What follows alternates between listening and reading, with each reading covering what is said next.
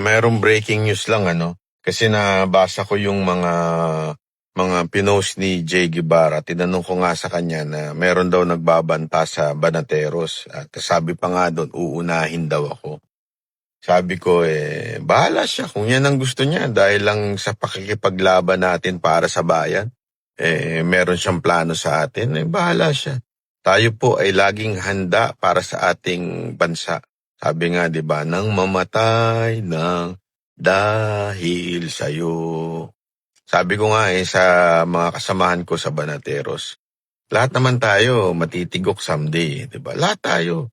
Pero yung paraan at para tayo matigok, iba-iba yan. Maari ikaw matigok dahil sa sakit o dahil sa disgrasya o aksidente.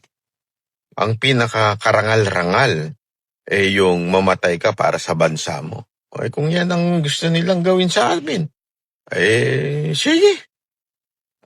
Pero syempre, hindi tayo papayag ng hindi lumalaban. Kaya nga ginagawa natin ng lahat ng pag-iingat at lahat ng paraan na para maproteksyonan ang ating sarili. Pero gayon pa man, kung akala nila natatakot kami, abay po ang putang ina ninyo. Yun ang akala ninyo. Pangalawa, si Jack. Si Jack, di ba? Si Sir Jack, yung bagong Manateros, tumawag sa akin. At meron na pag-alaman niya na binabantaan din siya ng isang grupo. Hindi ko na lang sasabihin kung ano itong teroristang grupo na ito. Binabantaan din siya na kesyo yayariin din daw siya. Buti na lang, nalaman ng kanyang tatay at binalaan siya. Sabi, mag-ingat ka, Jack. Alam mo, eto lang masasabi ko sa inyo. Mula nung binanata namin itong mga kampwet, itong makakaliwang terorista, mga NPA, ang mga hindot na yan, akala nila basta-basta kami matatakot. Huwag kami, Banateros kami. Huwag kami.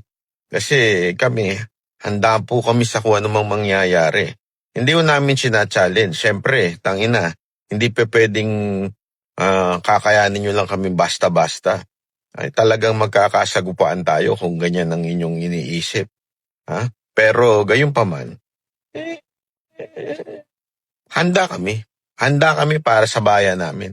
Dahil yan ang aming mula nung kinabataan namin, mula elementarya hanggang high school, yan ang ating kinakanta.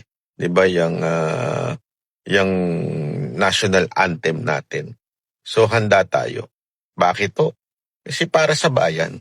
Bayan unahin natin. Ngayon, kung yan ang inyong nasa isipan, sige lang. Sige lang. Tingnan natin. Hindi po kami natatakot. Alam mo ngayon, desperado na itong gobyerno na ito. Alam kasi nila na talo na sila sa lahat ng mga bagay, di ba? Alam nila nabubuking na yung kanilang mga sikreto. Unti-unti nang nalalantad ang kanilang kasinungalingan. At kung kaya nilang patahimikin ng mainstream media, kami hong mga Banateros, hindi ho nila kakayanin patahimikin. Lalaban kami para sa bayan.